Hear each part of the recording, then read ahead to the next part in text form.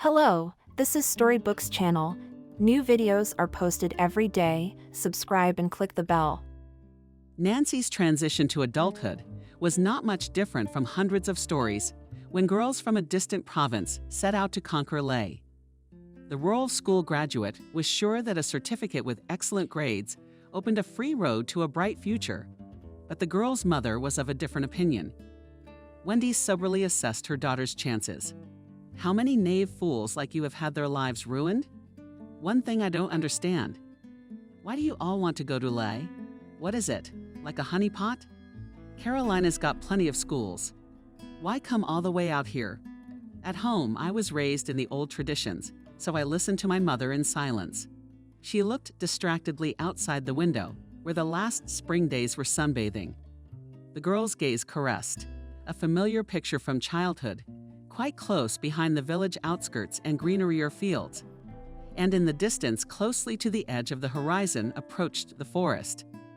This motley canvas of life was complemented by the hum of the birds, who were engaged in arranging their ingenuous life with passion. Wendy did not immediately notice that her daughter was not listening to her. She jerked the girl sharply.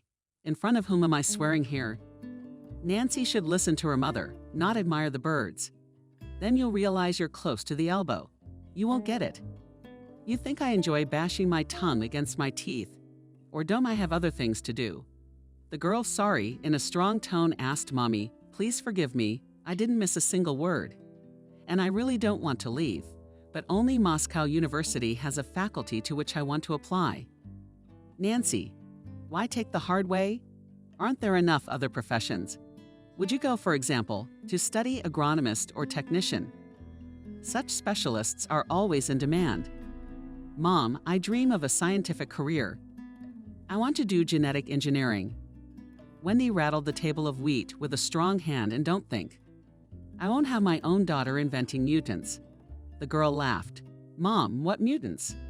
You've been watching the wrong programs on TV. Now scientists are creating such breakthrough drugs that act like a living organism. They penetrate directly into the cell and prevent diseases such as cancer from developing. The woman looked at her daughter respectfully. With a minute she digested the false information and then humbly stated, well, if you were going to invent a cure for cancer, then I will not oppose. It's a good thing, useful for people. It was very important for Nancy to get her mother's blessing, because after the tragic death of her father, Wendy alone had put 4 children on their feet, 2 older brothers, and a sister had long ago had their own families, and the youngest at home was the main support of her mother. The woman realized that one day she would have to let this last fledgling go free. But she also wanted to postpone this moment. The girl was only 6 years old when Sam died. The man took the shortcut to work through the forest. Many people used that route.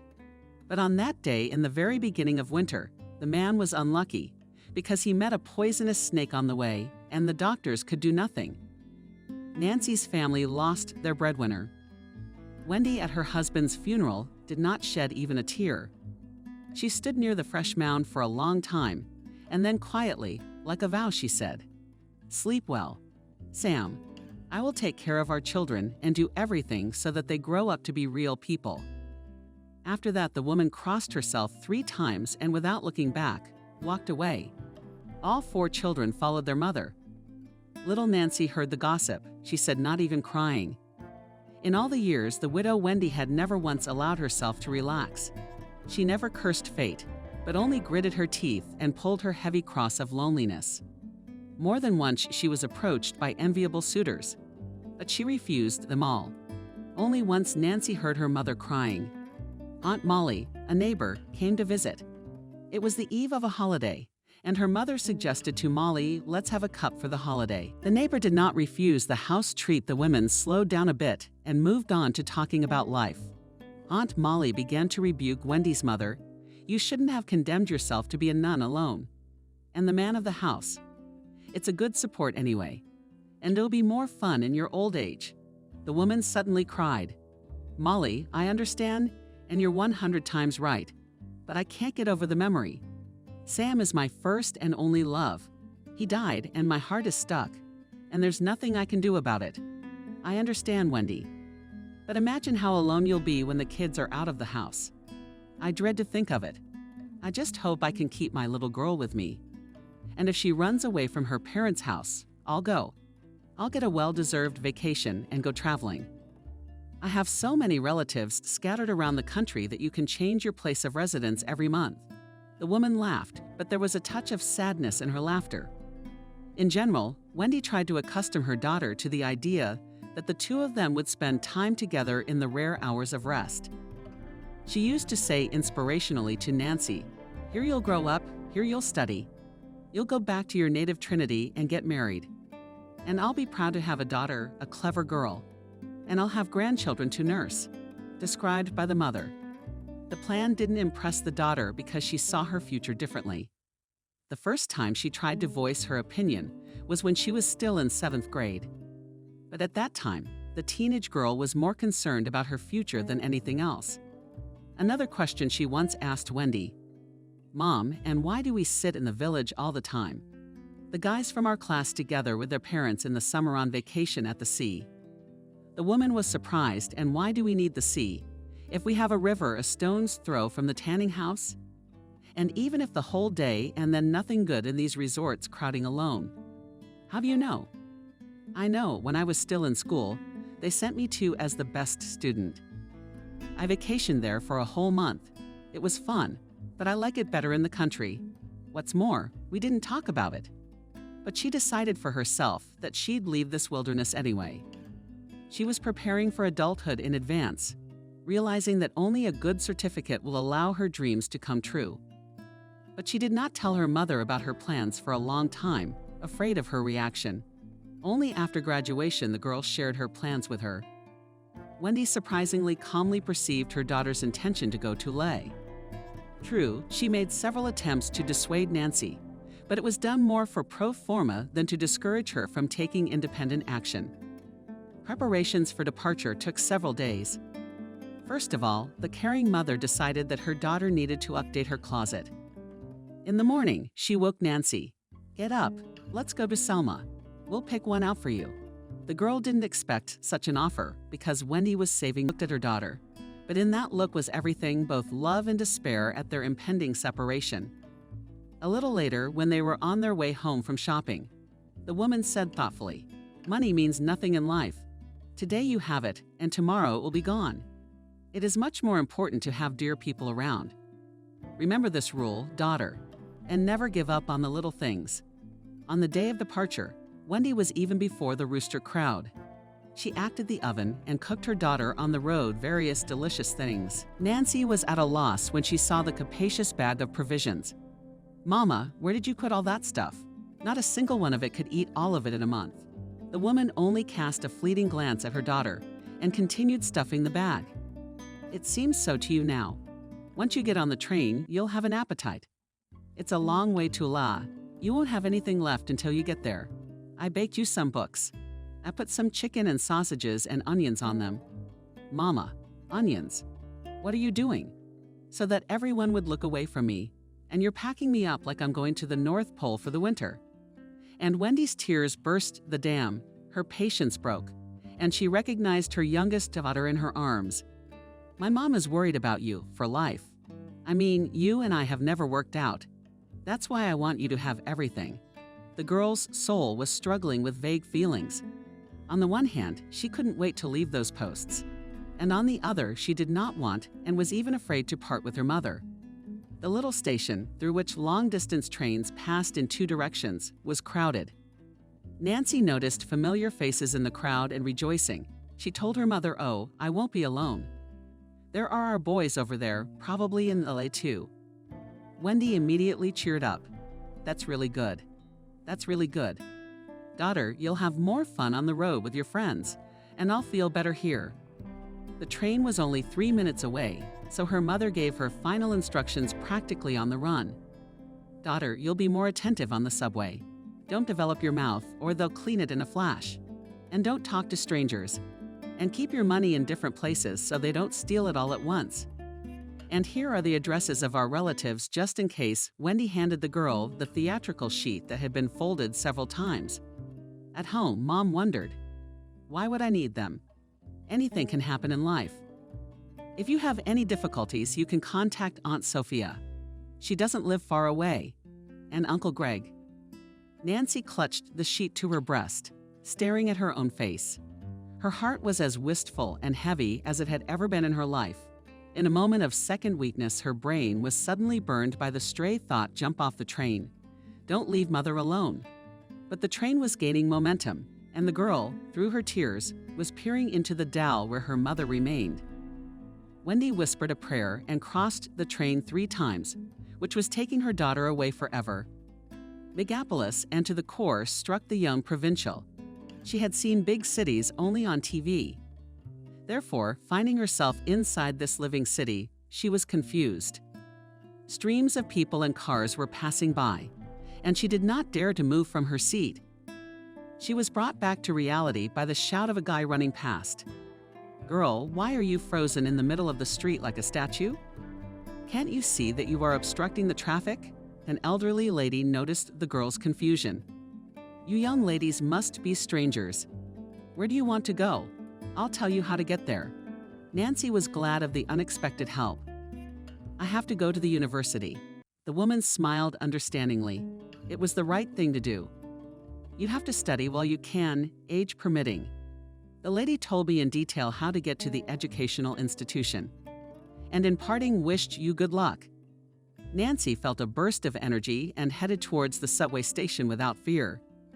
Very soon, the girl felt herself a part of one big whole. She learned to ignore the surrounding bustle. On the way to her main goal, contrary to expectations, the girl spent literally a few minutes on the obligatory formalities in the admission committee. She was very politely and lucidly explained the order of admission, and then she was directed to another office. "All non-resident students. We provide a hostel. Do you have your passport with you?" "Yes." The girl took out her documents, but the specialist who worked with her said, "Show it where you will be registered. Hurry up, because we have a shortage of places for applicants to live." Nancy sighed with relief and went to find the office with the right number, but no sooner had she taken 2 steps than she was called from behind. "Hey, wait, I think we're on our way." She looked back and saw a skinny girl with a blonde braid trying to make it down the corridor with her bags. A skinny girl with a blonde braid. She decided to wait for a stranger who was commenting on everything that was going on. "She's already got her hands full. I'm here since morning. I get in the corridors and no use. First, they sent me to one building, but there are no places there. Now I have to go to that damn 8th office again. And there is no guarantee that I will be met there with a good-natured smile." Saying this rant in one sitting, the girl in jeans with holes on her knees and thighs lowered her heavy burden onto the tile floor. She extended Nancy's hand to Chloe. "I came from Colorado, though I didn't really want to come here. It's just that our uni doesn't have a department like this." Nancy introduced herself and said cheerfully, "I never believed in coincidence, but I also came to LA for the same reason you did." Chloe must have felt that 2 duty phrases were enough for an introduction ceremony. She gave Nancy a friendly tap on the shoulder. "I feel like some kind of ancient aunt. You and I are probably the same age, so let's go without the conventions of etiquette." Nancy agreed. "Let's do it. What department are you guys applying to?" New acquaintances again with a swing clapped on the shoulder. But the second blow was more sensitive than the first. "We had a deal." "Sorry, it's hard to switch at once." Chloe threw the girl from head to toe. "Ah, Nancy. I'm going to have to do some serious parenting. Where are you from?" "Kamchatka, I suppose." Chloe's question sounded openly ironic, but Nancy didn't take offense. "No, I live a little closer. My village is not far from Carolina." Chloe's eyes went wide. "Wow, I can hardly imagine where that is at all." "No, of course, I'm not completely stupid. And I have an idea of the geography of our vast country. But it's still impressive to meet someone coming from so far away. For me too, Colorado seems like a very distant place."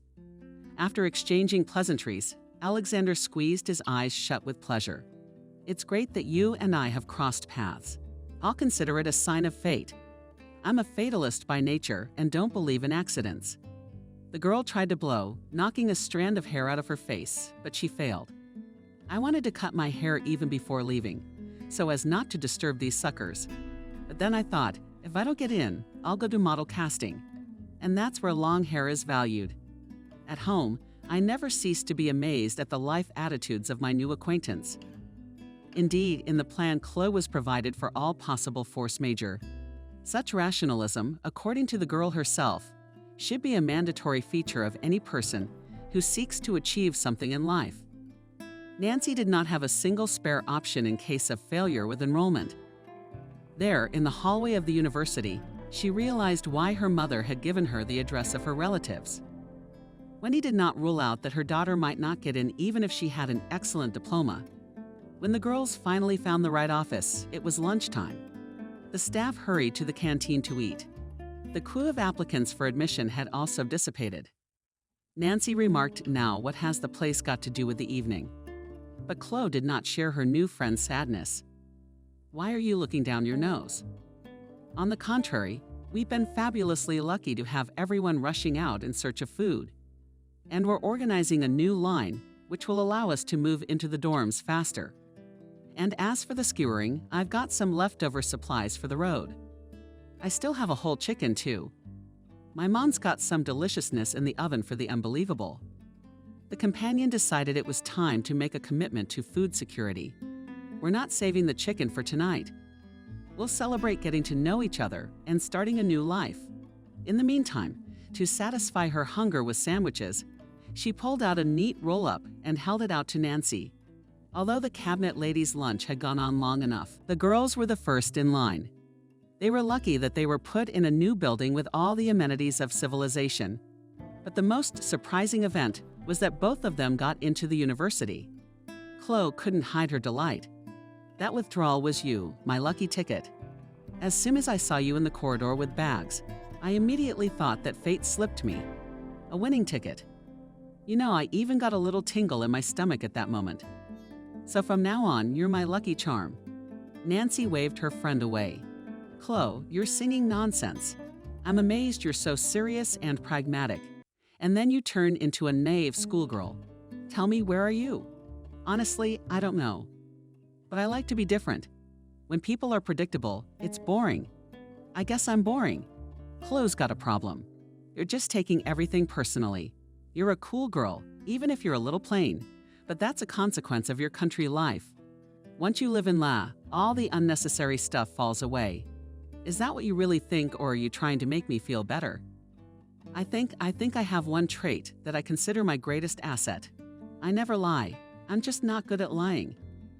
I tried to get good at it when I was a kid, but it didn't work out. So I gave up trying, and I have to tell you, telling the truth is much easier. Chloe, you and I are alike in that way. My mom taught me to tell it like it is when I was a kid. She's very strict. I don't remember my mom. My grandmother raised me, and my grandfather took part in it too. The two of them saw me off. Chloe, at the memory of loved ones, saddened, but then laughed. Grandfather, when he saw my stunning pants, began to spit. He didn't even want to go to the train station. He said he was ashamed of my outfit. To be honest, I don't like that kind of fashion. It gave the impression that the man was either in trouble or outrageously untidy. Chloe thought for a moment, then sighed. I've always been inspired by the unconventional, but you're right. You can't just follow fashion blindly. Imagine, I wanted to cut my hair short. Good thing I didn't. The girls grew closer every day. There were never any secrets between them. But there were always interesting topics to discuss. The first 2 years of college were not marked by notable events. Only once at dinner, Chloe asked with ostentatious indifference, "How are you doing on the peace front?" The question was so unexpected that Nancy almost choked. Why are you suddenly interested in my private life? It's never happened before. Chloe waved her spoon with excitement. As a matter of fact, I'm not so much interested in your relations with men as I want to get advice from an experienced person. You know what I mean? I have a teacher who makes explicit hints to me. Nancy looked up and froze. Wow, what kind of hints? The companion laughed nervously. By your confused look, one would think that you have already been in a similar situation. That we've been infected with Poppy's blush. No, I've been spared. But the girls in our group have told me about it. But it seems to me that all these stories are fiction. Then why are you blushing? Did Chloe finish the porridge and collect the dirty dishes? Hurry up, I'm on duty today. Nancy held out the empty plate. Chloe, you never said anything about the hints. What's there to say? It's pretty self-explanatory. I'm having a little trouble in one of my classes. So the teacher hinted to me that he would be willing to arrange extra classes for me personally. Nancy was surprised. What's wrong with that? The man wants to help you, and you immediately thought he was being a show-off. Chloe looked at her friend carefully. Maybe you're right, and I just thought it was something else. It's just that there are rumors about him in the faculty too. Chloe, I remember you telling me that you shouldn't believe everything people say. It's easy to defame an honest man. Maybe your teacher didn't give credit to someone, and they decided to take revenge by spreading rumors about his adventures. The girl abruptly put the tray on the table, which interrupted the plates, and hugged her friend by the shoulders. Only you're a genius. I hadn't thought of that option. The girl dreamily rolled her eyes. To be honest, I wouldn't mind David courting me. He's a very nice man, and he's still young. While Chloe took care of her duties as room attendant, Nancy sat down to study. She had dropped by the library during the day and had borrowed several scientific journals for the day. Finding her friend at work, Chloe was surprised. I thought you and I were going for a walk before bed. And you're writing. Chloe, let's reschedule the walk for tomorrow. It's just that I promised to do an essay, and I have to return these magazines tomorrow. Chloe took one copy without any interest and started flipping through it. Then she looked at the date of issue. Wow, this magazine is almost half a century old. And what's interesting is that you can dig it. I came across a very interesting topic on genetic manipulation. Imagine back in the late 60s, our scientists already knew how to manipulate body modification. Chloe returned the magazine. I don't disagree, it's all very interesting. But I got this brain jammed right away with such complex topics. You know, kind of like a light bulb that burns out. As soon as a conversation about things I don't understand comes up, all my light bulbs burn out at the same time. Nancy laughed about the light bulbs. You did a great job, but you asked for it. And I tried to explain to you the essence of this cutting edge. In general terms, Chloe suddenly snatched the magazines out of her friend's hands. Why don't you tell me who you're trying so hard for? For me, I asked for this topic. We have such a great lecturer, Chloe, even the magazines. Nancy tried to catch her friend, but she got away from her. Not until you tell me about your lecturer. There's nothing to tell me. Michael is a smart man and a great speaker. He's a PhD, dean of our faculty. His lectures are always full. He just started lecturing here this year, and last year he came a couple times. Nancy, you're fascinated by this dean. Look at yourself in the mirror. How do your eyes sparkle? The girl blushed and stammered a rebuttal. Chloe, you have a bad way of putting things in the wrong perspective. You keep seeing connections. Michael is an old man. And how old is he? Nancy shrugged. I wasn't interested in that kind of detail. But he looks about 45, maybe more. Chloe laughed. You sweet country girl, and a biologist to be. For a man, this is the age of prime. And you unfortunate dean old men with experience. By the way, men at that age are usually interested in young girls. How do you know? From life, the cheerfulness quickly passed, and Chloe already seriously warned her friend. I have nothing against your Michael, but you should be careful. Girls from the provinces easily get hooked, fall in love, make mistakes, and then remain unhappy for the rest of their lives. Chloe, why are you making such a big deal out of everything? I was just asked to do an essay, and you've already made up a whole play with a tragic ending. Go on, get out of my way and get back to work. The next day, Chloe, as if by the way, asked, How was your essay? It was fine. Michael praised me, even said that I reflected the topic from a completely different position. The girl's eyes glistened and a dreamy smile froze on her lips. Chloe only shook her head, but said nothing, though she thought to herself that she was a romantic fool. That's the kind of girl who falls into the love trap. Like many young girls, then we even in the school years read love novels. She was very reverent about the choice of works and modern literature, preferring the classics. Therefore, in her view, love was necessarily a sublime feeling, When fellow students descended frivolous discussions of their relationships with guys, she often blushed, which caused general laughter. The girls often teased her, "Nancy, aren't you lost in time?" I cringe at the mere mention of male-female relationships. It's an important part of anyone's life. Or are you made of a different mold? The taunts became so frequent that Nancy turned to a friend for advice. "Chloe, I've had it with the girls. They think I'm a blue stocking and an underachiever. I have to start with the ones that are screwed up." How do you do that? Just tell them that everyone's measuring themselves. And if they think love is just a tumble in the bunks, you have a very different idea of what it feels like. And in general, I advise you to pay less attention to such trifles. It's a popular method here too. It's just that frat boys get bored and try to come up with unconventional entertainment, and there's always a convenient object. So I am that object, so it would appear. Unfortunately, you have no defense at all. As a future biologist, you should know about defense mechanisms. It's kind of like an immune system. Got it. I think I get it, but how do you apply it to your life? Just ignore it. Just ignore it and see for yourself how it works. I, for example, don't care about anything. I don't care about rocks falling from the sky. I don't care about gossip, verbal provocation. I can even punch you in the face if you don't understand. Nancy looked at her friend in surprise. That's definitely not for me. I tried not to get involved in conflicts that threatened to turn into fights. Although Nancy was not one for loud brawls, she not only remembered her friend's advice, but at the first opportunity decided to put it into practice. After another lecture on biogenetics, the mockers were waiting for her on the street in anticipation of a colorful spectacle. The instigator Clara at the appearance of Nancy sang on the motif of a famous hit, "Then Make Kissed Even to a Coma." The girl passed the amateur performers. Clara was clearly surprised by such a reaction, but the provocateur did not want to give up.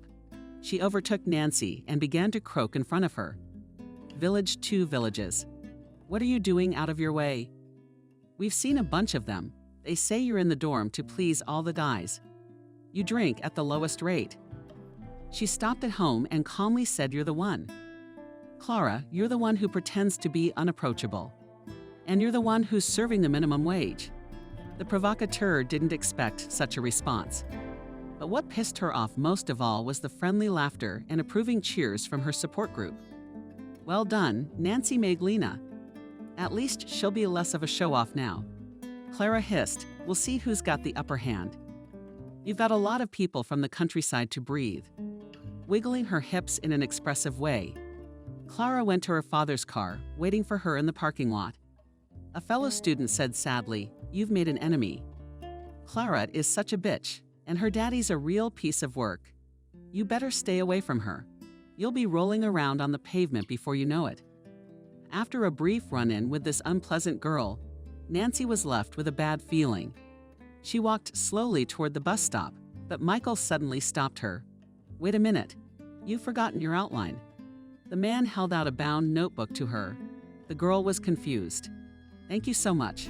I don't know what I'd do without these notes.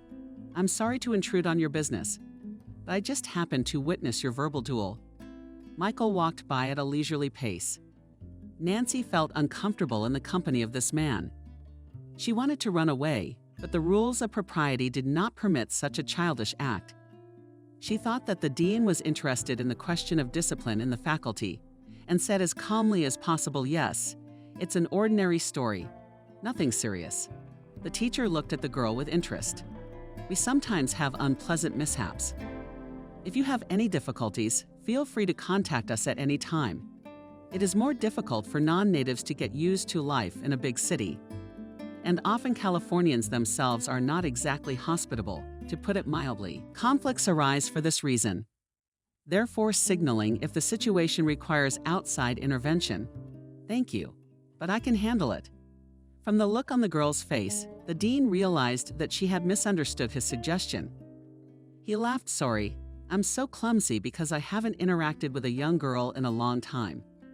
You probably thought I was suggesting that you do some snitching or, to put it simply, snitching. Did you mean something else?" "As a matter of fact, yes. As an administrator, I have a duty to know what goes on inside the institution. and I have to do everything I can to prevent conflicts between students. That's pretty much the whole reason for my interest. The girl thanked me politely. Thank you, Michael, but no trouble will follow on my part. I hope not. Perhaps I could give you a ride? The man smiled, and the girl felt nothing wrong with his offer. She nodded her head in agreement and followed teacher to the parking lot. Nancy had only driven a passenger car a few times in her life. The only time she'd ever seen a car this cool was in a picture. Michael swung open the salon door, making you comfortable to the dormitory. Nancy was afraid to move. And how do you like the conditions? The girl thought only about not accidentally damaging anything in the salon. Therefore, she did not immediately realize what her dean was asking her. She said with undisguised admiration, "It's all so beautiful and the seats are very soft." The man laughed. "I wasn't asking about the car. I'm interested in how comfortable our students are in the dormitory. I myself, when I was studying, did not live in very suitable conditions. Our showers worked only at night, and it was a problem to cook something fresh and hot. But we lived a very cheerful and friendly life." The girl was silent and only nodded occasionally. When the dean asked another question, she couldn't wait for the trip to be over and mentally scolded herself for getting into the teacher's car. Finally, a familiar building showed itself. She frantically searched for the mechanism to open the car door. Michael, in the same cheerful voice, remarked, "Don't be in a hurry. Everything in this car is automated. The doors open when you come to a complete stop, too. It's been a pleasure talking to you, but it's even nicer to see you at my lectures. Are you seriously interested in genetic engineering? Yes, I dreamed of joining your department in 7th grade. So you've stayed true to your dream? That's commendable. I've always respected people who are used to achieving their goals. We have an experimental laboratory at our faculty within the framework of a pilot project. Students who plan to get serious about science are working in it. If you don't mind, I'd like to invite you to join the staff of Young Talents." Nancy was so impressed by this unexpected offer that she could not get a word in edgewise. She stared at the dean with wide-open eyes for a long time, and then whispered about such a thing. "I didn't even dare to dream. It's fantastic. Thank you, Michael. I will honor your trust." She jumped out of the car, forgetting to thank the dean for giving her a ride. Joy overflowed her whole being, and delight burst so outward. Chloe was not on a joke frightened when she saw her friend in such a state. "Nancy, what's wrong? You've got crazy lights in your eyes. You haven't used anything." The girl grabbed her companion by the arms and started circling the room with her. "Chloe, I've just been proposed to in a way I never dreamed of. It's more powerful than hard liquor." But Chloe did not share her friend's enthusiasm. She saw more than just science in the proposal that had made us crazy. "If I were you, I'd think about it first." Nancy stared at her roommate with incomprehension. "You're not happy for me. Chloe, are you? This is a once-in-a-lifetime opportunity, and I don't want to miss it. You yourself, if someone made you a similar offer, you'd turn it down. Be honest. Answer me." It took Chloe a few seconds to realize that she, too, would be jumping for joy if she were in Nancy's shoes. "I'd do the butterfly polka dance at that prospect, too. No reasonable person would say no. But I've got a tingle right here." The girl pointed to a point below the solar plexus. Nancy laughed out loud. "Is that your stomach reminding you that it's time we had something to eat? If you want, I'll go make something. I'd appreciate it. I've got a lot on my plate with exams coming up, and I haven't had a chance." Nancy, quietly humming a popular song, went to the kitchen, and Chloe sat down at the table, piled with scientific literature. She couldn't tune in for a long time because a restless thought was pulsing in her head. This venture will not end well. Nancy is not at all prepared for life in the big city. She takes everything at face value. I should have talked her out of it. Although Chloe was as concerned about her friend's fate as she was about her own life, she realized that it is impossible to interfere in this process. Therefore, the girl decided to observe everything from the outside, and if necessary, to give Nancy a shoulder of help. The happy student herself was in a state of pleasant tenderness, while the potatoes took on a blush in the frying pan. She was going over the meeting with the dean in detail. The girl remembered the expression in the man's eyes, his casual touch on her arm. and felt the heat sweep over her entire body. She didn't understand what was happening to her yet, but she wanted these sweet sensations to last without end. The air was filled with fresh, fragrant, and verdant scents. That unique smell was breaking through the clouds of exhaust that enveloped LA in a dense blanket. Nancy was welcoming her third college spring in anticipation of a wonderful change. Working in the lab had opened new perspectives for the girl, not only in the scientific field, but also in her personal life. Now the list of her friends has expanded considerably, and in the heart of the timid one began to blossom love. But she was afraid even to herself to admit that she was in love. Michael, to all appearances, the dean guessed that the student nourishes to him not at all scientific interest. However, the man was always careful to keep his distance, not forgetting to praise Nancy for his work results. "You please me as a manager with the results of your work. But you must realize that you can't stop here. Science is moving forward by leaps and bounds. That's why scientists have to look a little ahead. After all, what today seems fantastic, tomorrow will become an everyday reality." At home, she listened to her idol, holding her breath, and very much wanted to please this man. And she disappeared day and night in the laboratory, and then sat at night for scientific literature. And all these sacrifices were just to hear the next praise. But one day, Michael switched from official language to plain language. After successfully completing a series of experiments, the supervisor suggested the best student. "Nancy, I've long wanted to know a little more about you than what's on the form. Maybe we could sit in a cafe, let's have a little chat." The proposal was unexpected, and the girl was confused. The man took her confusion for consent, and gently took her under his elbow and led her to a summer cafe. For 2 hours they talked on the open terrace, and Nancy realized that she was finally charmed by this man. Michael very tactfully asked her about her life in Trinity and her parents. We had told him about the tragic death of her father. The man's face reflected sincere sadness. The dean told a lot of interesting things from his life, and at the end with undisguised sadness said, "You see, Nancy, you can't predict everything in advance. Fate, too, has treated me, if not cruelly, then unfairly. My wife has left me. My son doesn't want to do anything either. I'm alone like a finger. And this loneliness sometimes makes me very afraid." A wave of compassion washed over the naive girl. "Michael, don't despair. You are such a wonderful person, and should definitely meet a woman who will gladly share your fate." The girl said these words with enthusiasm, imagining herself in the role of the savior of nice. Such participation touched the man's heart. He took the girl's hands in his and did not let them out for a long time. Saying goodbye, Michael said, "Thank you, Nancy, for this wonderful evening. You won't believe it, but your words have awakened a new hope in my heart. I would love to do it again, because you and I can be good friends. Don't you think so?" Nancy only exhaled. "Michael, you're my best friend. I've never had any friends at all in my life except Chloe. And now you." Chloe had not yet returned from the institute, and Nancy could dream for a few more hours in peace. Her imagination drew the most beautiful pictures of a future where she is bathed in happiness, and Michael by her side. Although it was the first time her fantasies had gone this far, it didn't frighten or even alarm the girl. As her relationship with the dean progressed, Nancy confided her heartfelt secrets to Chloe less and less often. Now she took every opportunity to seclude herself and give vent to her girlish reveries. One May evening after classes, the girl decided to relax in the park, which was not far from the university.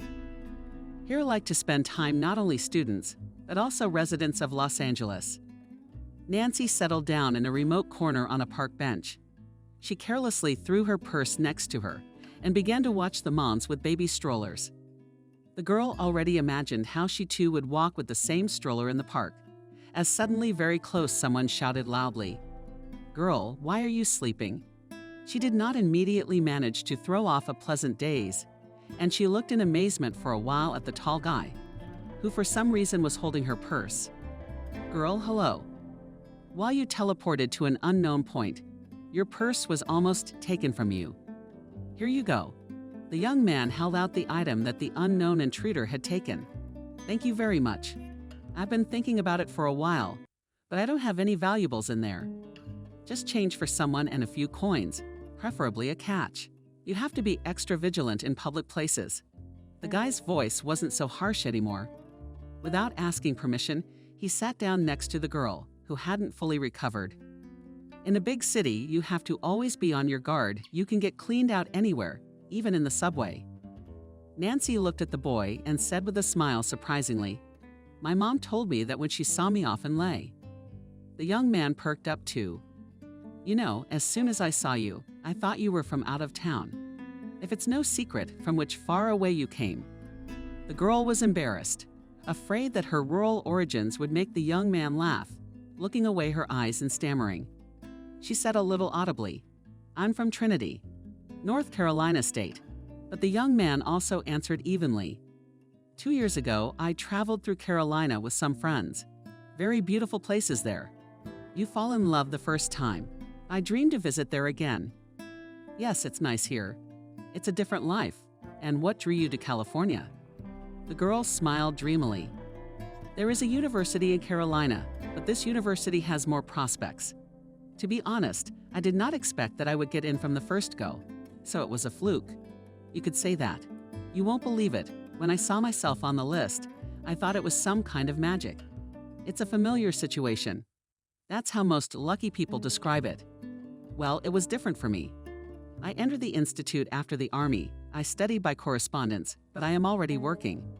The young man was thinking about something of his own, and Nancy looked with interest at his tense face. When the girl suddenly laughed, the boy flinched. "I'm sorry, I blacked out for a moment. And that's rude of me." Nancy, still smiling, remarked, "If you had your purse on you, I would have had to rescue you from the robbers." Yes, they do say that a bad example is contagious. Look, we've been talking for half an hour and we still haven't met. Personally, I don't think that's normal. Liam, and your name is a lovely stranger. The girl extended her hand to Nancy or Nancy. Which do you prefer? I like it both ways. You can just call me Nancy too. That's what I only let my closest friends call me. But I guess I don't deserve to be called your friend yet. I mean, we barely know each other. But we've learned so much about each other in the last half hour. A light handshake cemented the acquaintance. After which the young man suggested to the girl, so that no other unpleasant accidents happen to you, "I am ready to escort you to your permanent residence." Nancy was sympathetic to the young man. She always felt some tension and very much in the way when dealing with the dean. The age difference with Liam was easy and even comfortable, and she gladly accepted his offer. It would be much appreciated, especially since I won't have to walk far because I live in a dorm that's only 2 blocks away from here. In fact, I don't think I'm going to get into any more unexpected trouble tonight, but it's still better to be safe. They strolled leisurely through the city until dusk fell. When Nancy returned to the dormitory, Chloe was waiting for her. "Where have you been?" "Calling your cell phone." Nancy realized. Oh, no way. Had she lost it? The girl started digging in her purse, but her friend calmed her down. "Relax, you left your cell phone at home. If you can call a dorm home." The roommate gave her friend Nancy a piercing look. "What's going on with you? You haven't been yourself lately. You've got your old man, the dean, wrapped around your head." Nancy was indignant. "Michael, he's not an old man, and we have the kind of relationship that can be between a teacher and a student. So don't make up something that just can't be." They were silent for a few minutes, but Nancy was bursting with the experience. "Chloe, you won't believe it, but I was almost robbed today." "Dania, spill it." Chloe loved to talk about sensitive subjects. "I had a feeling you'd get into trouble one day and that's it, because you don't listen to the advice of your elders. You also have a habit of catching crows." "Chloe, you make a very good point about crows. I decided to sit in the park, get some fresh air. I was thinking. Suddenly, I hear someone shouting right above my ear. And who is this mysterious herald?" Nancy took a breath. "A guy named Liam. He noticed a teenager walking by stealing my purse." Chloe looked at her friend in surprise and did a heroic deed. "Nancy, it's useless to do preventive work with you. It's like you're out of this world. Thanks to this Liam, of course. But next time you might lose your property. And tell me, what were you thinking about in that park that you didn't notice anything around you?" Nancy blushed and looked away. I don't remember, just thinking and watching the moms walking with their kids. A few days passed, and the friends decided to go to the nearest grocery store to get some groceries. They had already come down from the high porch. Just then we spotted our new acquaintance. Liam, how did you end up here? Hello, Nancy. If you haven't forgotten, I saw you off just 2 days ago, and I remember this place well. And today, I just happened to be here by chance. I'm waiting for my mom. She decided to stop by to see her friend who works in the student cafeteria. Alexander looked at the young man with interest and extended her hand to him for the first time. Hello, it is very nice to meet the storm of park hooligans. Liam laughed. It was Nancy who told you about our unusual meeting. But you exaggerate, though I'm flattered by the high praise. I was just in the right place. Chloe looked at him coquettishly. Don't be modest. Your heroic act saved 2 female students from starvation because Nancy's purse contained our joint budget. By the way, Liam, my friend, and I don't mind if you keep us company. I'd love to, but I'll just let Mama O know how far you're willing to go for support. The grocery store is close by. Okay, you go ahead and I'll catch up with you. The girls, laughing, leisurely moved forward. The young man dialed the right number. Mom, I have an important matter. I'll meet you at home. Nancy was silent the whole way, but Chloe was talking nonstop, and her active attitude indicated that she wanted to attract the attention of a handsome guy. And this liberty did not please her friend. She several times pushed in the side of the carcass, and the one pretended that she did not understand these signs. When the company left the grocery store with full bags, Chloe declared, Nancy, I think we should invite Liam to come and visit us. How can 2 decent girls just let a man who has helped them go? Nancy had no choice but to agree. How could we agree? Indeed, Liam, now that we have met again, welcome to our humble abode. The young man seemed to expect this invitation and escorted the girls to their room. They chatted and drank tea and cookies until late afternoon. Then Liam hurried home. It had been a long time since I had spent time in the company of girls, but it was time for me to deviate, unfortunately. Now it's my turn to show my best gentlemanly qualities. I propose we spend tomorrow night at a restaurant. How would you like that?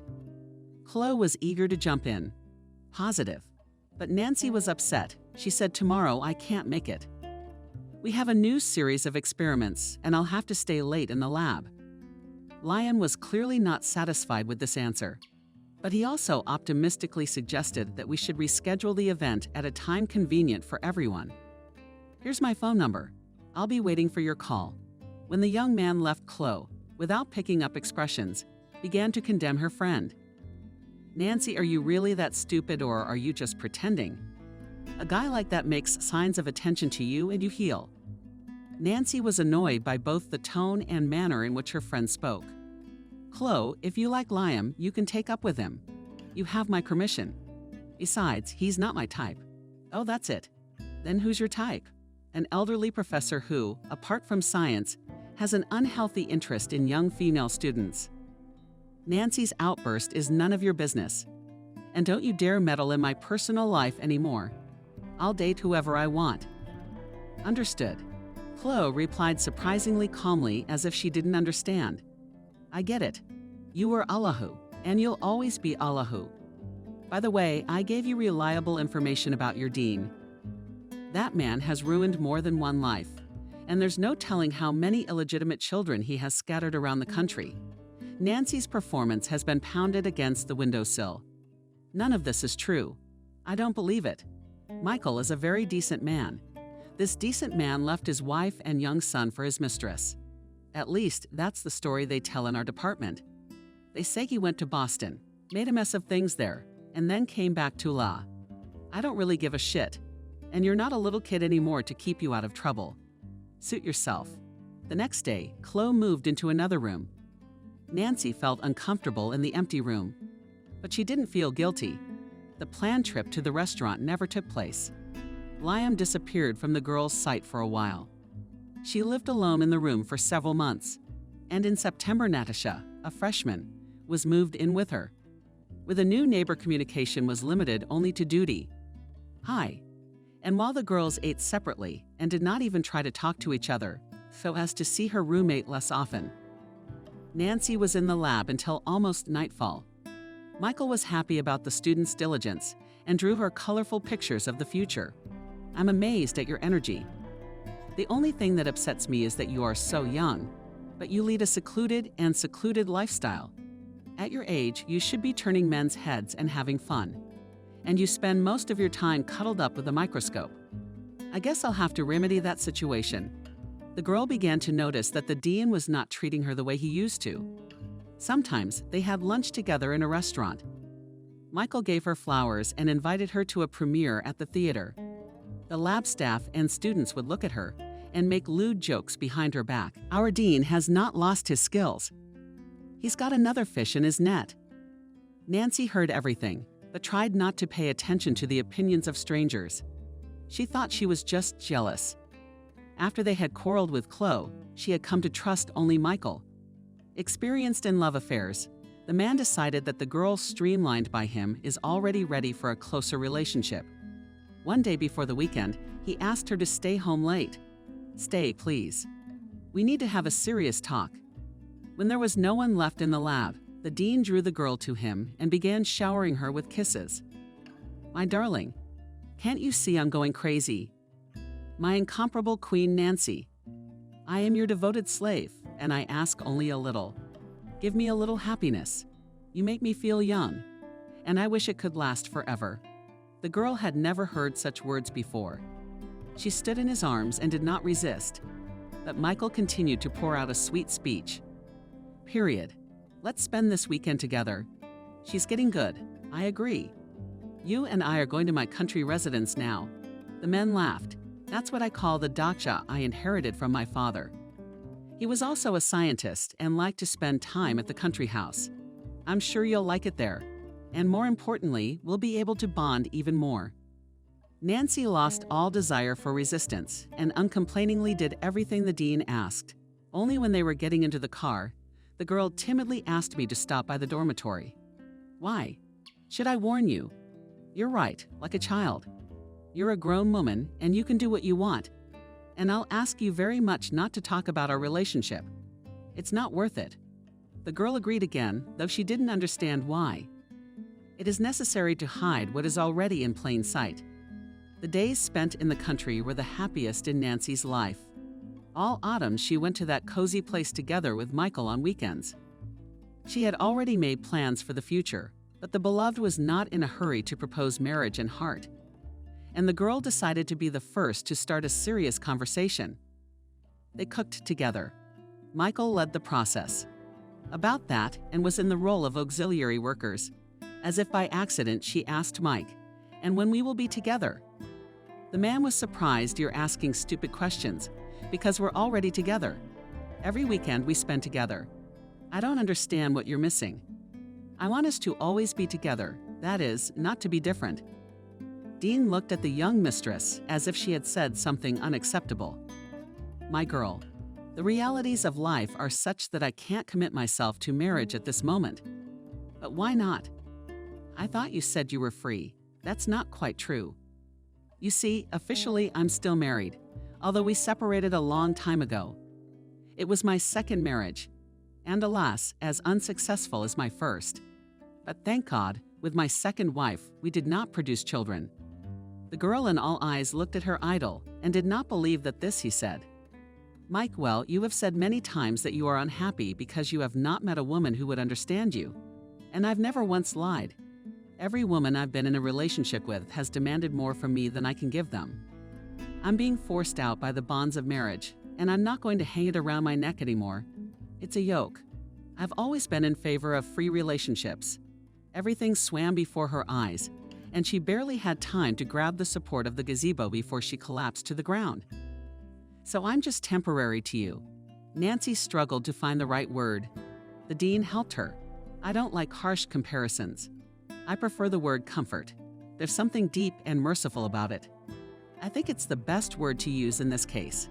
Heaven sent you to me when I was in dire need of comfort. And about time, I can say that in this world there is nothing eternal, and any beginning has a logical conclusion. Noticing that the girl had become sad after his confession, the dean enclosed her in an embrace. "Nancy, without filling your pretty head with unnecessary thoughts, be happy with what you have today." After that momentous conversation at the country house, Michael no longer invited the girl for the weekend. In addition, he began to avoid with her casual meeting days, but she did not want to believe that her lover rejected her and by habit waited for him in the evenings. The residents of the science lab almost openly laughed at her. "Nancy, if you're looking for the dean, he asked me to tell you that the experiments are continuing." The girl didn't know what she was talking about. "I'm sorry, what kind of experiments on lovers?" Michael hasn't had a single misfire yet. And by the way, he's already perching on a new lab rat named Lucy. Nancy was convinced of the truth of these words that evening. It was already dark and cold rain was pouring down.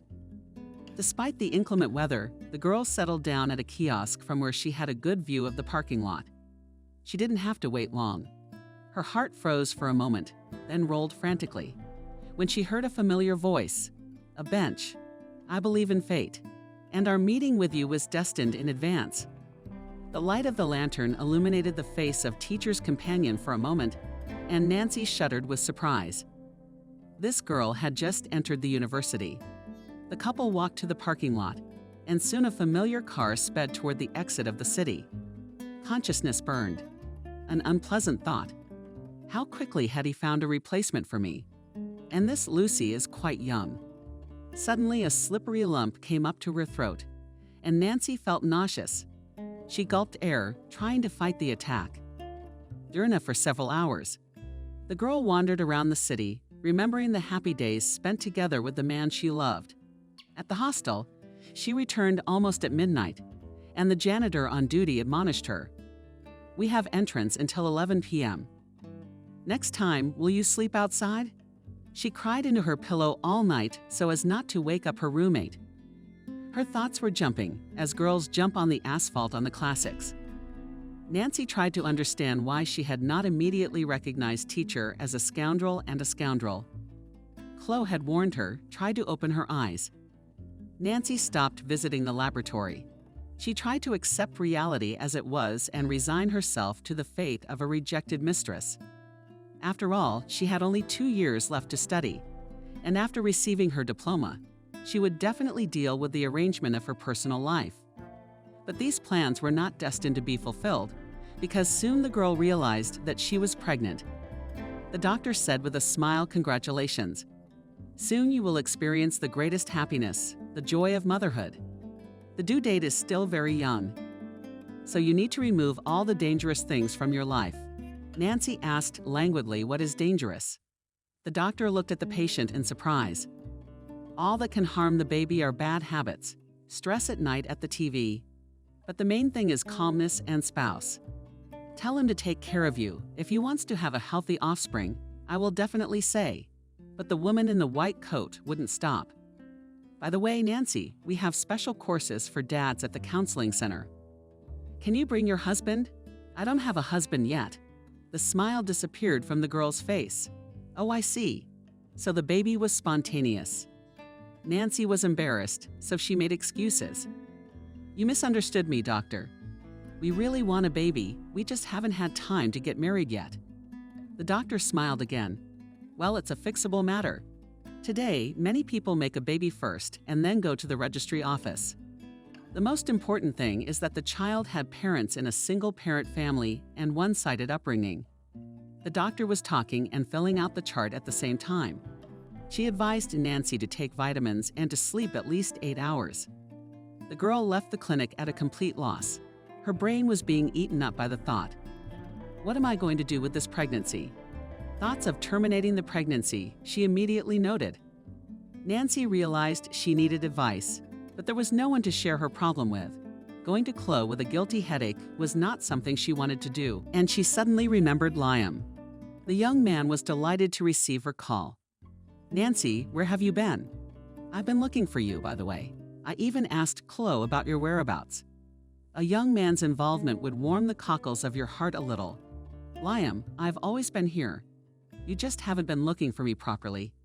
I need a friend's help. Could you give me a moment of your time?" No problem. I'm a little busy right now, but we can talk tonight. Where would you like to meet? It's still your choice. I trust you. That's fine. Then I'll pick you up at 7 o'clock sharp, and we'll go to an exhibition of a little-known artist. You don't mind such a program? On the contrary, I'm all for it. I've only been to the Getty twice, and it left a very strong impression. I am sure that my friend's work will also cause a flurry of emotions. Nancy hadn't been out in a long time, and the first thing she did was to choose outfits, as her closet fit on a few shoulders. Their options were few. Already an hour before the appointed time, she was ready and decided to go down to the second floor to the dining room to have a snack. Suddenly, right in the doorway, she bumped into Chloe. Both girls were confused, not sure where to start the conversation. Nancy was first. Hi. I thought I'd have dinner before the exhibition. Liam invited me.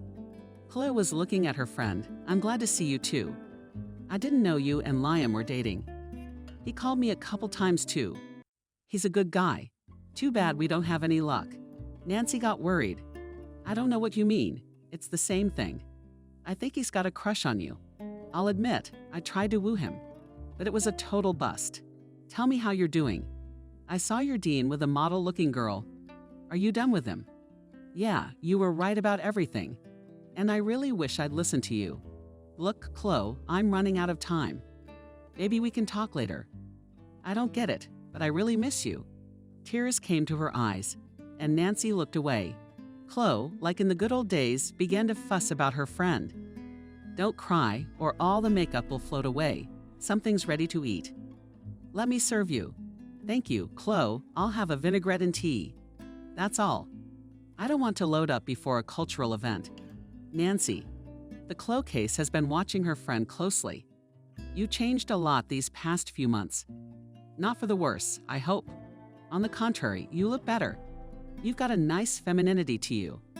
You want to tell me what happened with that dean? Why did you two split up? And in a nutshell, Michael is just a plain old catcher. You make it sound like nothing happened. I mean, you were madly in love with him. You know, Chloe, I didn't expect my love for that man to turn so quickly to disgust, as if a veil had fallen from my eyes. It's amazing how I could fall in love with him. I'm not surprised. It's just that there are some men who have incredible charm. Your deacon is one of those men. Listen, what about your academic endeavors now? I mean, you've been spending your nights poring over magazines and books. So what? It's all gone now. No, it's not. I'll definitely do science later. Why not now? Nancy looked at her watch. Let's talk later. Liam's probably waiting for me by now. Okay, I'll wait for you after the exhibition. Nancy hadn't expected that the works of the novice artist would make such a strong impression on her, even though she didn't know much about modern painting. Each canvas awakened a whole range of different feelings in her soul. Liam volunteered to be her guide for the evening and briefly explained how each painting was painted. The girl asked Liam with surprise, I'm sorry, but you tell about everything in such detail that I have an impression that you are the author of these paintings. The young man smiled. Of course, I am pleased to hear you say that, but I must disappoint you. I can't draw at all. And my awareness is due to the fact that I have known Igor since childhood. Unfortunately, after a tragic accident, he lost one of his legs, but this does not prevent him from leading a very active lifestyle. Igor has a beautiful wife and 2 kids. If you want, I'll introduce you to them. Sure. I've never seen a living artist in my life. This exhibition turned everything around in the girl's mind, and she even forgot about her own troubles. But Liam reminded her, Nancy, was there something you wanted to tell me? He looked at her in a way that she couldn't tell him about her unhappiness at once. You know, this isn't exactly a good time for revelations. Let's do it another time. I'll take a rain check. Would you mind meeting me tomorrow? Why are you making me feel as cozy as my mother's blanket? The young man still smiled good-naturedly, and the girl unexpectedly for herself kissed him on the cheek. Chloe waited for her friend in the hall on the first floor. Nancy wondered, and it's been a long time since you've been here. I confess you've puzzled me a great deal, and I'm afraid you might do something stupid again. You don't think much of me. I don't deserve any less. Indeed, I have done so much that I don't know how to get out of it. Clove sighed, but it was a sigh of relief, for she was glad that the ice between them was melting. Let's go to my place. My roommate ran off on a date, and we can talk without prying ears. Chloe led her friend into her room and turned on the electric kettle. Get it straight. I'm not going to hide anything from you because I have no one else to confide in. You're the only one who can help me. My mom won't let me on the doorstep if she finds out I'm pregnant. Nancy talked about her failed affair with the dean. Chloe listened to this confession without uttering a word. When her friend was silent, she asked her herself, how are you going to get out of this situation? I don't know yet. I'd terminate the pregnancy if I were you. No, Chloe, I can't do that. Then you should get married right away. Even if it's not a real marriage, you'll keep your reputation intact. And more importantly, you'll be able to finish your studies in peace. I've chosen that option too, but I don't know how to tell Liam. Chloe was outraged and speechless. No, you're really stupid. Why would you reveal yourself? Just sign the papers and be done with it. If it's short notice, he won't even know. Besides, the guy's got a soft spot for you. Chloe, I don't want to lie to a man. I've been there myself, and I know what it's like to be used like a thing.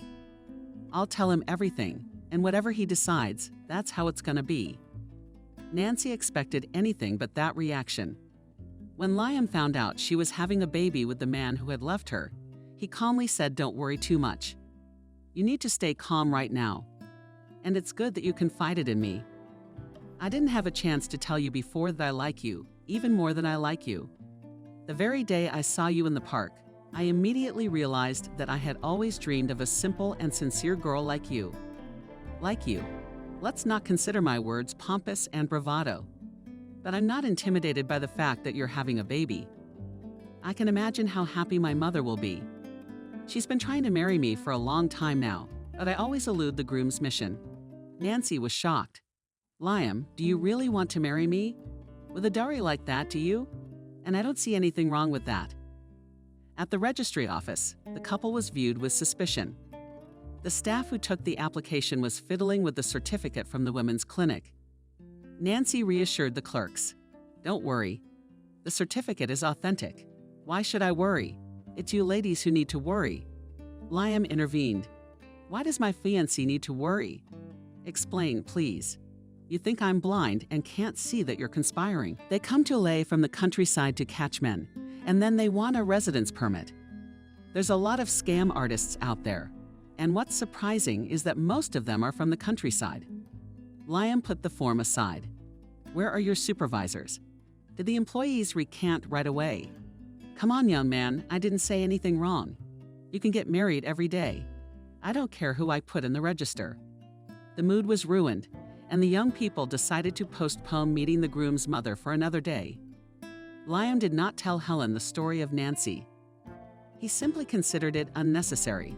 The young people decided to limit themselves to a modest evening in a restaurant and then go on vacation. The registration coincided with the first spring holiday, and Liam promised his bride a fabulous trip to hot countries. We will not go with you because it is dangerous for the baby, but we can make a trip to Europe. The young man thought for a moment, and then with heartfelt and sadness said, my father loved to travel. He is a scientist. By the way, he teaches in one of the California universities. Do you see everything with him? No, and I don't want to. After he ran off to his mistress, I cut off all relations with him. I was only 11 years old at the time, and I experienced the betrayal of a loved one very painfully. My mom can't forgive my father to this day either. Let's not talk about it. I don't even want to mention that man's name. Nancy understood her chosen one perfectly well, because she had also experienced betrayal not so long ago. On the eve of the ceremony, the young people decided to take a walk in the park where their first meeting had taken place. They were sitting on the same bench as last spring. Suddenly, Liam called out, and called by name, the voice seemed painfully familiar to the girl. Liam, son, what are you doing avoiding your father? I found out that you're going to get married. Is your resentment towards me so strong that you won't even invite me to the wedding? Nancy looked at Michael with all her eyes and did not yet realize that this was the father of her future husband. When his father appeared, Liam stood up, as if he wanted to protect his bride with his body. So the dean did not immediately notice the girl, but when he saw her, he hesitated half a word. Nancy, the girl, grabbed her purse and ran away. The young man tried to catch up with her, but she stopped the first cab that came along. Michael was mortified. "Son, this girl is your fiancée. Why do you care so much about that? Or do I have to ask you for your marriage license? Don't you dare sass me. You're not old enough to have my name. And God forbid I should become like you." Without saying goodbye, the young man took a quick step and walked along the alley. He paid no attention to the puddles, and the thoughts of Nancy's escape were confused in his mind. He couldn't explain it yet, but he believed he would be able to figure it out. He headed for the dormitory, but was met by a distraught Chloe. "Liam, I don't know what happened between you two, but she came running and all flustered, gathered her things and ran off again. Where'd she go?" "I don't know. Why don't you call her and see if she'll answer?" "I dialed her number, but she's dropping the call." The young man followed the girl's advice, but in response he heard the subscriber is temporarily unavailable. "Call back later." Liam wandered the streets of Los Angeles until night without answering the phone. Then he went to the train station, hoping to meet Nancy there. But the trains came and went as scheduled, and his fiancée was nowhere to be seen. Home he reported in the morning. To his mother's questions he replied briefly, "Mother, but why doesn't Father stop ruining our lives? He's everywhere. Why did he have to come to LA again? I can't see him." Helen tried to calm her son down. "Liam, what are you getting so worked up about? Forget about that man. It's your day." The boy interrupted his mother. "Mom, the wedding's off." Helen could barely stand on her feet. "How does that change?" "Very simple. My fiancé ran away from me. Just like that, just like that. Just please don't ask me anything." "All right, son, I won't. And you just take it easy. Maybe there's something wrong at Nancy's house. You'll be found. I'm just sure of it." At first, Liam still believed Nancy would turn up, but you never know what goes on in a pregnant woman's head. He sometimes called Chloe and asked her about Nancy, but the girl would say that Nancy wasn't calling. It had been 2 weeks, and Liam was seriously considering filing a missing persons report on her. But then he got a call from Chloe. "Liam, here's the thing. Anyway, Nancy must have been at the university. I'm not asking. I don't know when. Anyway, she picked up her papers, considering she was doing very well in her studies. It caused a bit of a surprise. I don't understand why they couldn't just do an academic leave of absence. Chloe, do you think I understand anything? I'm thinking about maybe going to the Trinity. I can't possibly find 10 of them there. I wouldn't recommend it. You know, Nancy says her mom is a very strict woman, so we're not afraid of her. No, but she's very respectful and loving. I don't think she'd go there because then it would all come out. What if mom doesn't know and then she shows up? You're saying Nancy's missing." "Yes, Chloe, you're right as always. What am I supposed to do?" "Nothing. I think we should just wait." Liam listened to Chloe. He lived, or rather waited, worked, came home, ate, slept. His mother looked at him with pity. When it was time for his vacation, she said, "Homeland, maybe you should go to the place where Nancy came from. It's been 6 months and you look worse every day. You call me Nancy. Mom, what am I gonna say? What if she's not there? Or maybe she'll meet me and tell me why you're here. But if she's not there, at least you'll know something to calm you down. If she hasn't shown up, then maybe we should sound the alarm. Except I don't think her mother's had her on the alert in 6 months. She's obviously home or her mom knows where her daughter is. And if she tells you that, then that's what you're going to think about moving on from." Liam smiled. "You know, Mom, you're absolutely right." The next day he called Chloe and asked her to meet him. "Okay, Liam, I will definitely come to see Chloe, listened to his story carefully and said I will come with you." "Why?" "So that you don't arouse suspicion." He and Chloe were walking down the village street. "There he is. He was just showing me a picture. So what are we going to do?" "What do we do?" "We're going to ask for a place to stay. We're a bride and groom traveling and all that." Chloe headed for the house. A woman came out to meet her. "Hello," the woman smiled and walked to the wicket where Chloe was standing. "Hello, you're here to see me." Liam exhaled. Well, as long as she's smiling, it's okay. Chloe nodded. Quite possibly. Say, is there any hotel in your village? Well, it's just for the night. The woman waved her hands. What hotel? There won't be any people left in a few years. Where are you from? Chloe smiled dazzlingly. We decided to see the country a little before the wedding. But traveling in cities is not interesting because we live in the city, so we went to villages and hamlets. Oh, you're so good. Yes, you come to spend the night. And I have a big house, but all the kids have left. Now I live alone. My name is Wendy. What town are you from? That's when Liam first spoke up. We're from Leh. The woman stopped. Oh, really? I have a daughter who goes to university in Leh. Oh, really? Chloe did her best to keep the conversation going. Is she big? Good for you. It's not easy to get in these days. Yeah, she's a good girl. She calls, she doesn't forget. But she doesn't come very often, it's too far away. But this time she couldn't come this summer either. She says she has an internship. Liam and Chloe looked at each other. In principle, they could go now. Everything they wanted to know, they had learned. But it would be unseemly to do so. So they entered the house.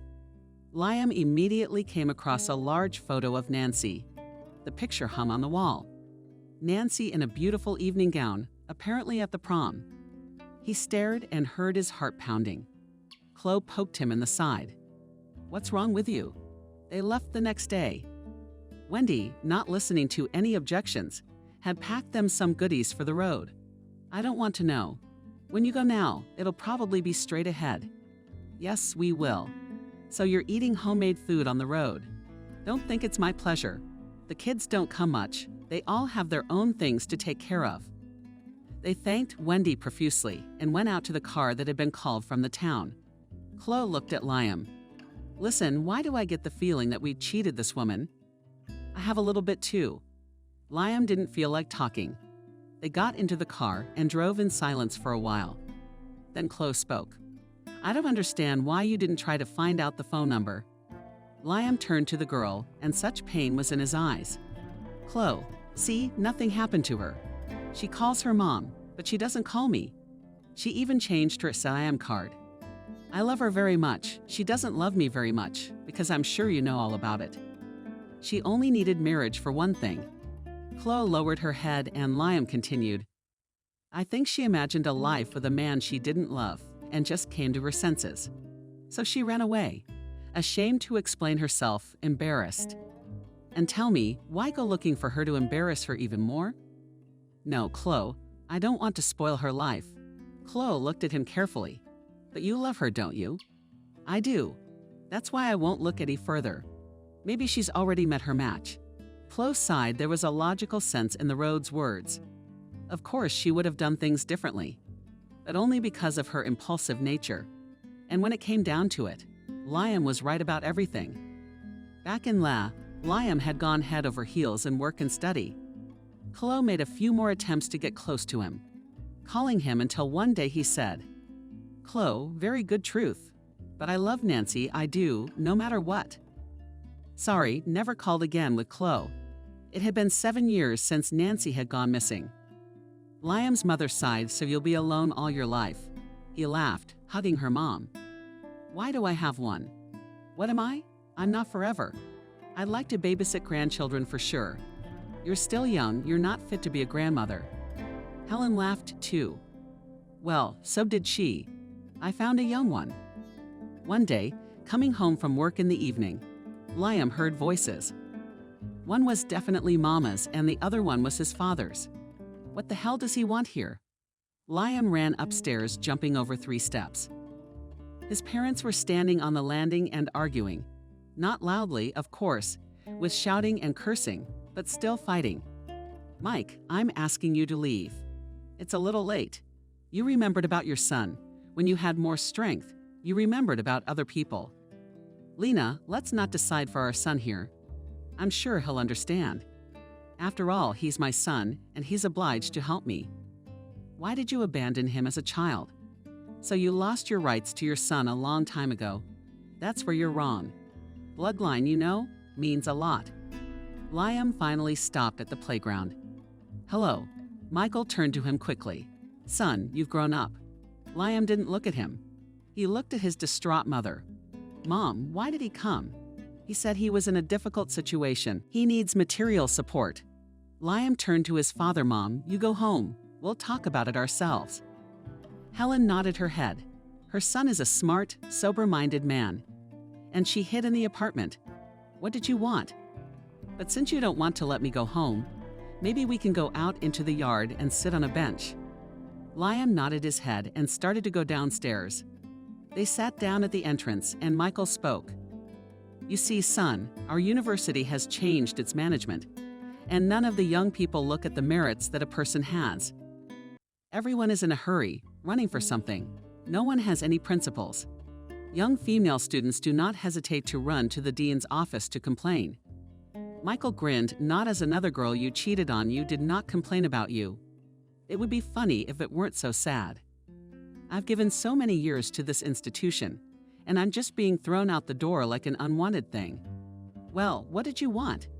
How long does it take? I need a vacation, a reboot.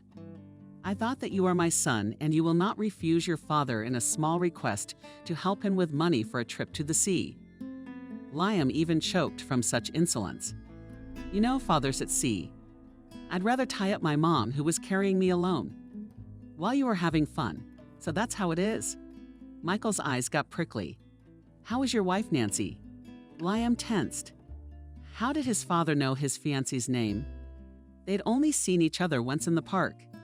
He didn't have time to answer before his father continued. She was a very hot girl, by the way.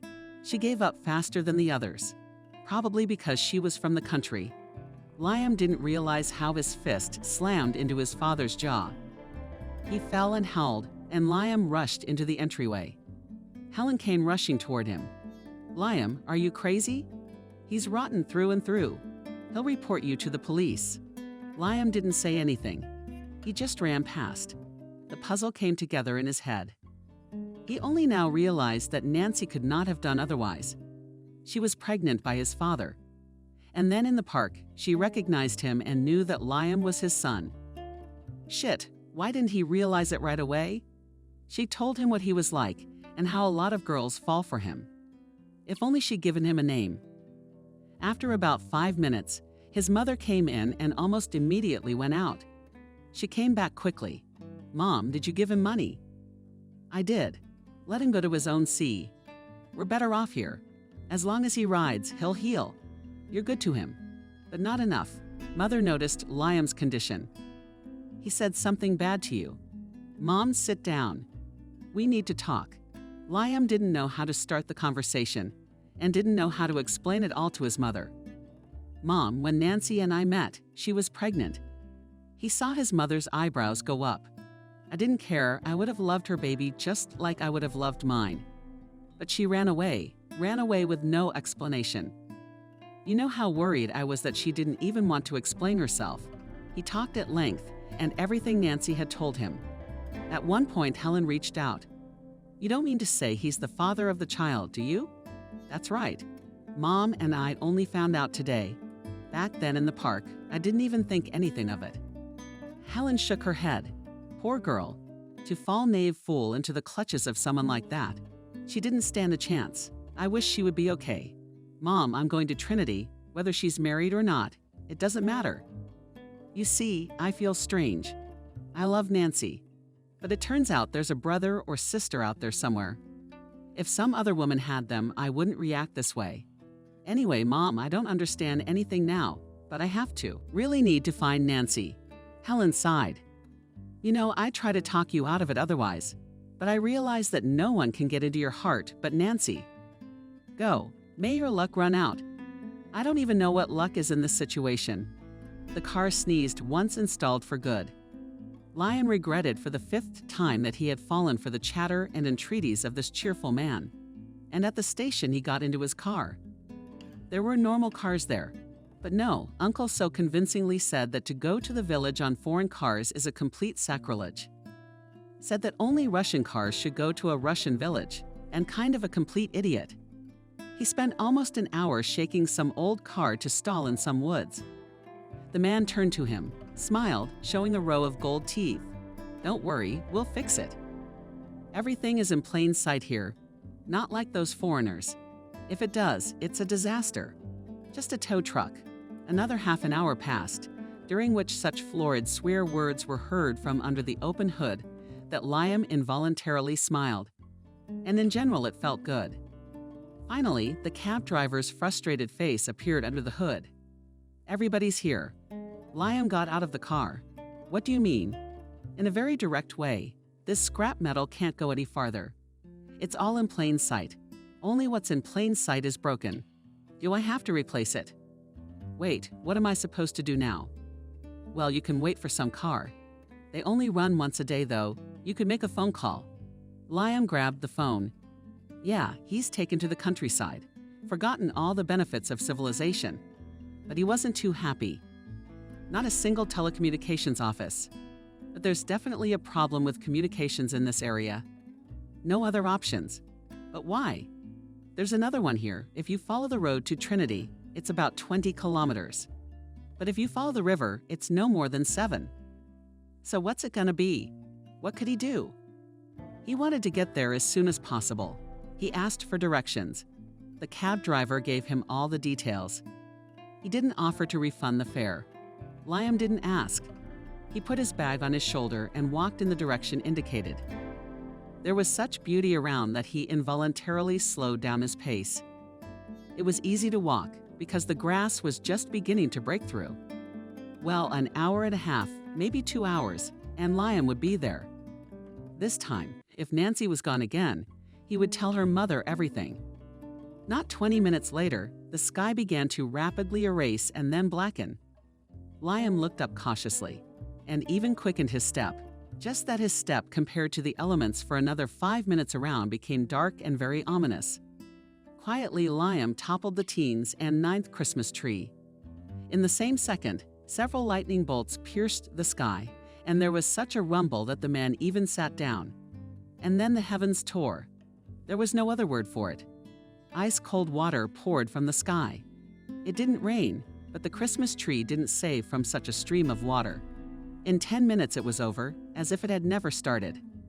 Liam was as wet as anything, even the contents of the bag.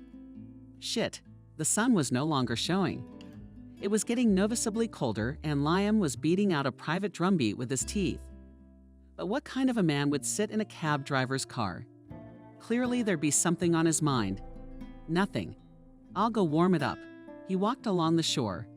He realized, however, that his journey would now be much longer than 2 o'clock. The banks had gone sour, and some of the water had come ashore.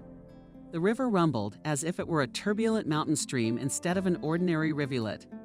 Liam walked with clenched teeth. His sneakers had been clapping for a long time. And he thought of only one thing, that they would not fall apart while he reached.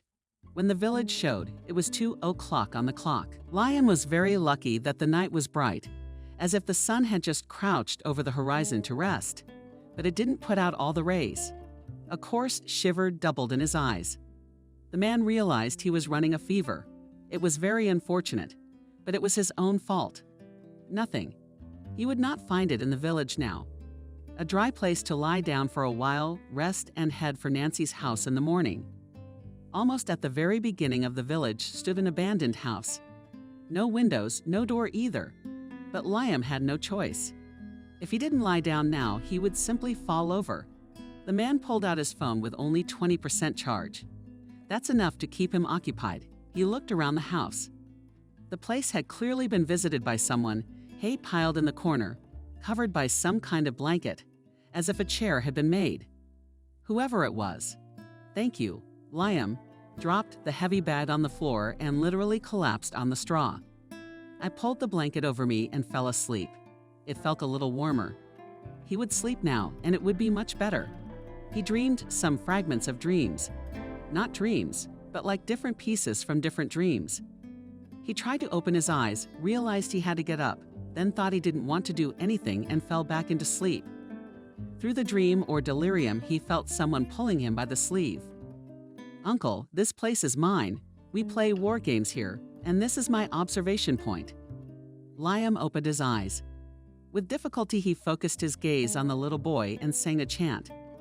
The boy looked at him in surprise. "All right, I'll get it for you in a moment." The boy disappeared and Liam fell somewhere else again. Max stood. The boy froze, trying to hide a mug of water under his shirt where he had carried my favorite mug. Nancy tried not to laugh. No one had as much energy as her son. His mother laughed sometimes. Our Max needs to recharge batteries. And it was true. The boy had been so active since he was 2 that he was always getting into trouble. Over time, not only his mother, but also his grandmother and even the neighbors learned to look after him. It used to happen that one of the neighbors would knock on the window and your son would move towards the river with a sly expression on his face. It was one of the neighbors who met his son. Nancy got dressed and ran without question. That's how an escape to Antarctica was prevented, a swim around the world, and many other equally important and serious endeavors. Of course, if possible, Max tried not to leave alone, but it was necessary to work and to go to the garden. The familiar dreamy expression appeared on my son's face. "Mom, we have wounded people there, you know? Well, they attacked us, and there is no drinking water at all. So I came to get water. Let's say, but you know this is my favorite mug." Max looked at her in surprise. "Mom, how can you feel sorry for a mug when a man is dying of thirst?" "A wounded man." Nancy laughed. "Max, why don't I pour you some water in a jar?" "No, a jar won't do. But then I'll be a nurse. I'll walk you to the sick man and I'll interrupt him. And then I'll take the mug." Max's eyes got really big. "You could do that." "Of course I can. Do you know how many times I've saved the wounded?" Max nodded. His mom was the kindest of all his friends' moms. So with all the prizes and scrapes his friends went to her. "All right then, let's go, just bend over so you don't get hurt." Nancy followed her son. She could hardly contain her laughter because Max moved around like military men should. In his opinion, he gave the water mug to her. Apparently, she was interfering with the maneuvers. It was impossible to laugh because his son would take offense. So every time Max turned to her, she made a very serious expression and even sagged a couple times. Max nodded contentedly and played along the fences. And for some reason, she was reminded of the time she had come with Max to her mom's house. Mom had come out on the porch when Nancy had already gotten out of the cab. The car left, and she was left standing with her things and the little whistle in her hands.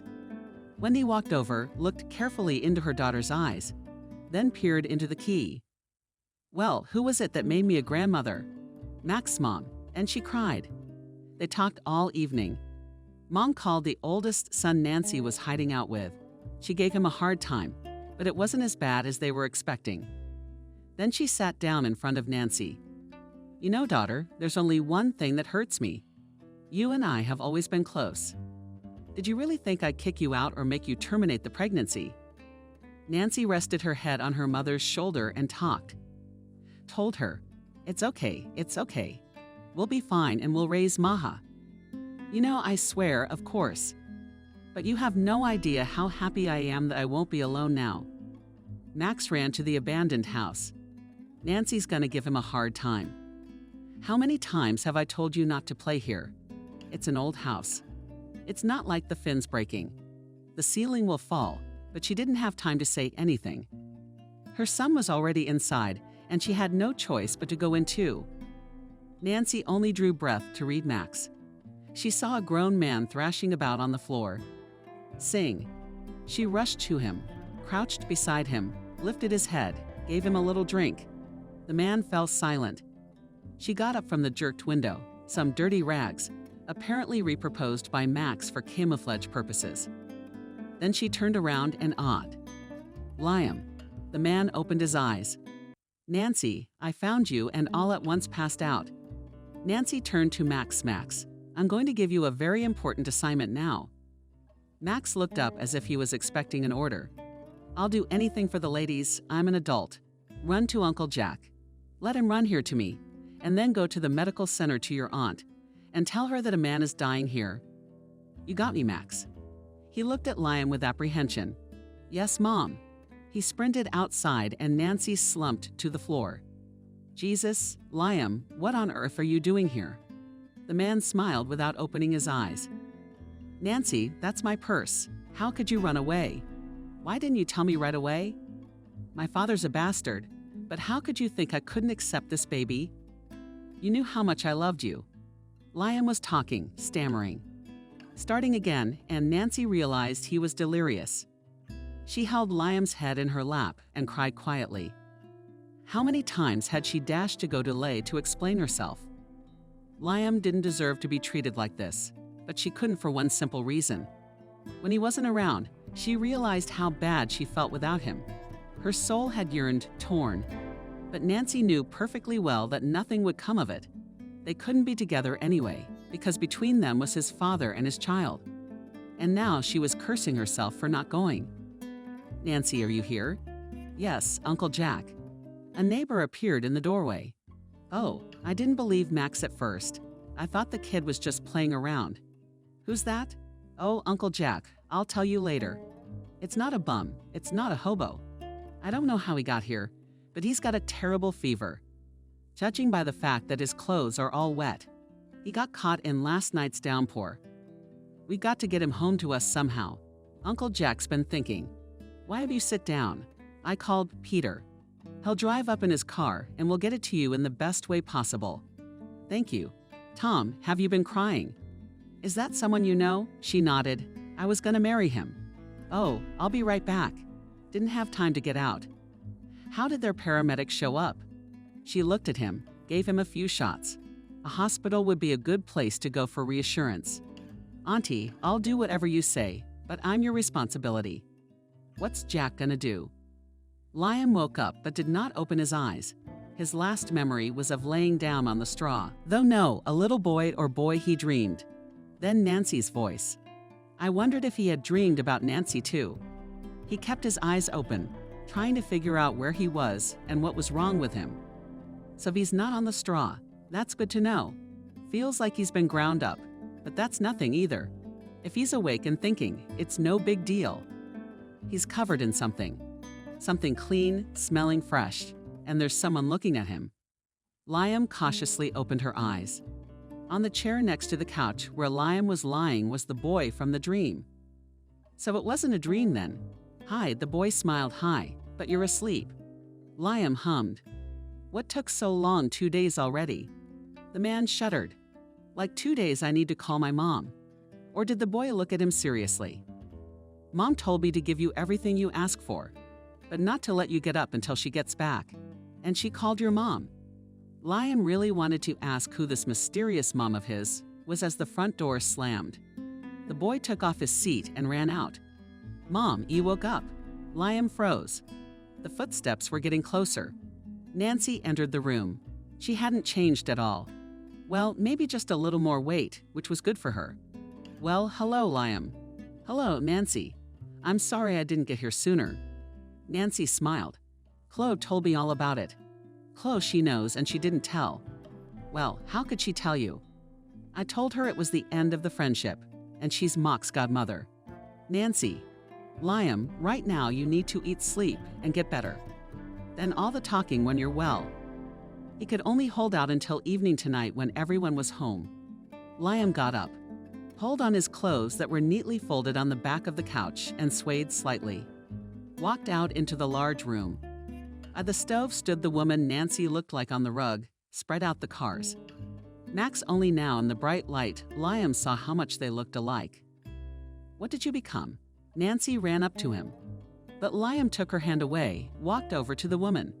Forgive us, Wendy, for that circus. I had to make sure Nancy was all right, that she just didn't want to see me. The woman smiled. Oh, come on. Chloe had already apologized for everyone. Then Liam turned to Nancy. Nancy, I don't know what's changed for you in all these years, but nothing for me. I'm still in love with you. And I came all the way out here to tell you that. In fact, if you remember, I proposed to you. It's still on the table. Nancy looked at him confused and silent.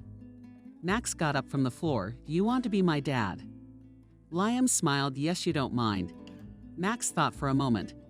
Well, as long as you don't get sick all the time. Fine. 2 weeks later, they were leaving. Nancy was hugging her mother. Mommy, we'll be back soon, and we'll actually visit a lot later. Wendy stroked the back of her Tongo daughter. What is my loneliness compared to the happiness of a child? Liam, he's good. I believe he will bring you back, as he promised. Nancy cried. Max was nosebought too, but determined that he definitely needed to go to La, for his grandmother was still waiting for him. He would come. Grandma, don't cry. We'll be there. I'm not crying. Max, what are you doing? I'm happy for you, for us. Do you cry from joy? Of course they do. The boy sighed calmly and said to Liam, We have to take Mommy away. She'll cry like this for a long time. Liam smiled, but go to the car and I'll go get Mommy. Liam hugged Nancy and Wendy. No more tears. We're going to be okay now.